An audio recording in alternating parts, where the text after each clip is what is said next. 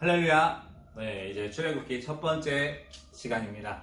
1장부터 11장까지 읽어오시면 되고요. 먼저 출애굽기 강의를 하기 전에 창세기에 대해 간략하게 설명해 드리겠습니다. 창세기 1장부터 11장까지는 인류 기원에 대한 내용들이 나오고, 그리고 12장부터 하나님께서 아브라함을 선택하시고, 그리고 그의 아들 이삭, 그리고 야곱, 또 요셉까지 이어지는 일들을 통해서 야곱의 12아들들, 그리고 그들의 가족인 70인이 이집트로 내려가도록 만드십니다. 그것은 하나님의 놀라운 계획이었는데, 바로 이스라엘이라는 민족을 통해 하나님의 나라를 만들기 원하셨던 하나님의 뜻이었어요. 그렇다면 하나님께서 이스라엘이라는 나라를 만드시려면 국가의 조건들을 만들어내셔야죠. 그렇다면 국가는 우리가 뭐가 있어야 말하죠? 국가의 3요소. 첫 번째 뭐가 있어야 됩니까? 국민이 있어야 되죠. 근데 이 국민은 창세기를 통해서 하나님께서 70명의 가족들이 430년 뒤에 장정만 60만이 넘는 여자와 어린아이, 노인들 다 합치면 200만이 넘는 숫자로 만들어 주셨어요. 그럼 두 번째 또 무엇이 필요합니까? 영토, 즉 땅이 필요하죠. 이 땅은 하나님께서 아브라함에게 이미 약속하신 것인데 여호수아 시대에 정복하게 됩니다. 그렇다면 이 두 가지만으로 안 돼요. 마지막으로 한 가지 필요한 게 무엇입니까? 우리가 주권이라고 말하는데, 이 주권, 좀 더 쉽게 말하면 바로 법이 있어야 됩니다. 하나님께서 이스라엘이라는 국가를 만드시려면 국민 영토 주권이 세 가지가 필요한데, 이제 창세기에서 이제 국민을 만들어줬고, 그리고 여호수아를 통해 영토도 만들어질 것이고, 그렇다면 무엇이 필요합니까? 바로 이 법이 필요한 거죠. 그래서 출애굽기를 이야기하자면 겉으로 보이기에는 이집트에서 탈출하는 내용이지만 이것은 정말 겉으로 보이는 내용이고, 진짜 중요한 것은 하나님께서 두 가지 일을 하시는 것인데, 첫 번째는 이스라엘 백성들에게 법을 주시는 거예요. 십계명이라고 말하는 율법입니다. 그리고 두 번째는 뭐냐?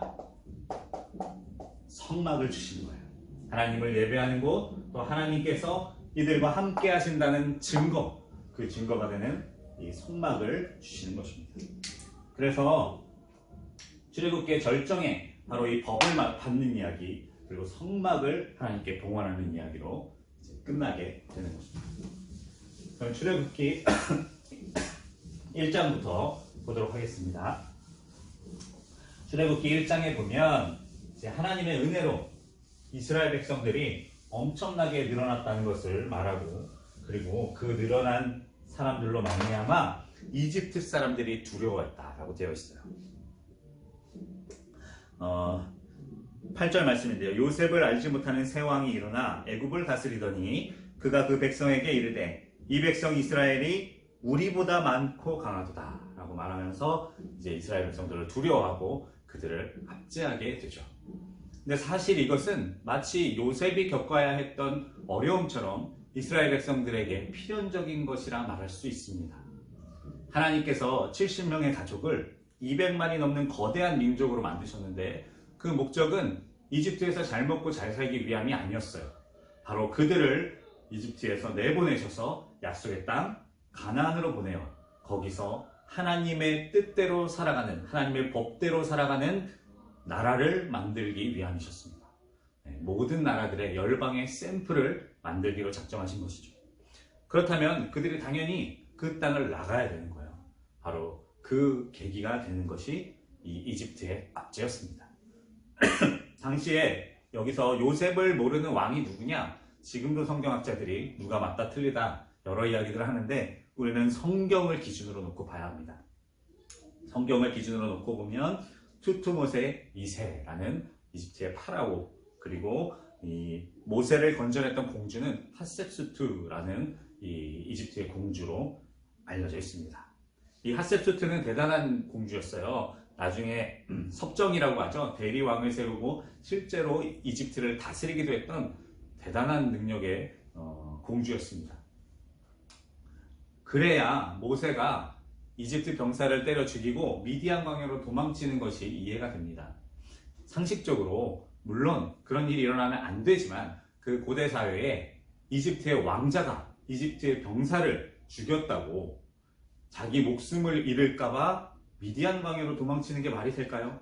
어머니가 핫셉소트인데. 근데 그 이집트의 역사를 보면 이 투트모세 2세와 핫셉소트 사이에 아주 정치적인 갈등이 있었음을 알 수가 있습니다. 바로 모세가 이런 정쟁 안에 한가운데 들어가 있는 인물이었기 때문에 그렇기에 모세가 이 살인사건 때문에 자기의 몸을 피하여 미디안 강야로 도망치는 일이 이루어지게 되는 거죠. 그 대립구조를 이해해야 모세의 도망도 자연스럽게 연결이 됩니다. 아무튼 하나님께서는 모세를 통해서 이집트 백성을 구원하시기로 결정하셨기 때문에 모세를 그에 걸맞는 인물로 길러내셔야 했습니다. 그래서 이집트 땅에서는 왕의 정치를 배우도록 하셨고, 그리고 이 미디안 광야에 가서는 미디안 땅에서 40년을 살면서 그것을 샅샅이 알 수 있도록 만들어 주셨어요. 이제 여기가 가나안입니다. 약속의 땅이죠. 여기가 이집트예요. 뭐 홍해가 여기다, 뭐 최근엔 여기다, 뭐 여러 가지 학설이 분분하지만 어찌됐건 이 이집트의 왕자와 같은 신분으로 있던 모세는 이 미디안 광야로 도망치게 됩니다. 여기에 뭐가 있냐면 시내산, 또 혹은 호렙산이라고 말하는 하나님의 산이 있어요. 호렙산. 모세는 이곳에서 무려 40년의 시간을 보내면서 이곳을 샅샅이 이 미디안 광야를 배우게 됩니다. 그런데 잘 아는 것처럼 이스라엘 백성들이 출애굽했던 루트가 이렇게 가까운 거리가 아니었습니다. 어떻게 갔습니까? 바로 이 미디안 광야를 방황하고 그리고 이 약속의 땅 가나안으로 들어가도록 하나님께서 만드셨어요. 그렇다면 이스라엘 백성들을 광야에서 지도하려면 모세가 당연히 광야를 잘 알아야 하지 않겠습니까? 이 40년의 세월이 무의미한 시간이라고 모세는 느꼈겠지만 결코 그렇지 않았죠. 하나님의 특별하신 다루심이었습니다. 그래서 3장에 가면 이곳에서 40년 동안 그래서 목축업을 하다가 80세가 된 모세를 하나님께서 바로 이곳 시내산에서 이 불타는 떨기나무 가운데 부르십니다. 그러면서 하나님께서 자신의 이름이 무엇인지를 모세에게 알려주세요. 이게 참 중요한데요. 왜냐하면 야곱이 하나님을 만났을 때 그때 하나님께서는 야곱에게 자신의 이름을 알려주지 않으셨습니다. 그 씨름 사건 기억나시죠? 내 이름을 왜 궁금해하냐? 안 알려주셨어요. 그러나 모세가 하나님의 이름을 물었을 때는 분명히 알려주셨습니다. 나는 나다. 영어로 I am who I am. 나는 나다. 이게 참 중요해요. 왜냐하면 이걸 말하는 히브리어 동사를 보면 이 나는 나다라는 이 나는 무엇이다 라는 이 비동사, 영어로 말하면 비동사 같은 이 동사가 과거와 현재와 미래 세 가지 시제로 다 쓰일 수 있습니다. 그리고 최근 성경학자들은 이것이 미래의 뜻이 더 강하다고 말하고 있어요. 왜냐? 이것을 미래로 보면 이런 것이거든요. 내가 누군지 이제 보여주마. 하나님의 의지가 담겨 있는 거예요. I will be who I will be. 우리가 이것을 보면서 예전에 이제 아브라함의 시대, 그리고 이삭의 시대, 야곱의 시대 때는 한 가문을 움직이시고 그리고 그 가문을 돌보시는 하나님으로 나왔다면 이제는 엘샤다이, 그 전능하신 하나님의 이름에 걸맞게 온 우주를 다스리시고 그리고 국가와 국가를 이 민족을 컨트롤하시는 이런 하나님으로서의 모습을 보여주시는 거예요. 그래서 이제 내가 누구인지 너희들이 알게 될 것이다 라는 하나님의 의지를 보여주시는 것이죠.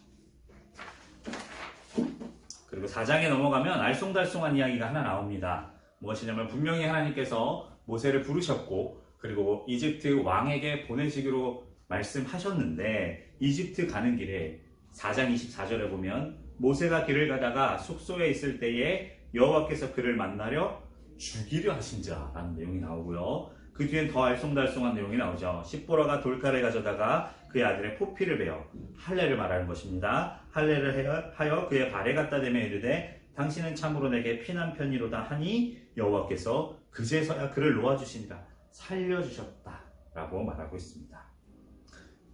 이것을 이게 좀 어려운 구절이라 같이 짚고 넘어가겠습니다. 이것을 이해하려면 25절에 나오는 그의 아들의 포피를 베어에서 아들이 히브리 원어로 단수라는 것을 알아야 돼요. 아들들이 아니라 아들. 네, 단수입니다. 이게 왜 중요하냐? 모세에게는 아들이 2명 있었습니다. 하나는 게르솜 그리고 엘리에셀이었죠. 그런데 어떤 연유였든지 한 명은 할례를 했고 한 명은 안 한 거예요. 그래서 십보라가 이 모세가 죽을 위기에 처해졌을 때 많은 이들이 아마 그 병에 걸렸을 것이다 뭐 이런 얘기들을 하는데 이런 위기에 처했을 때 십보라가 알게 된 거예요. 이 병의 원인이 무엇인지 우리는 몰랐지만 십보라는 알고 있었습니다.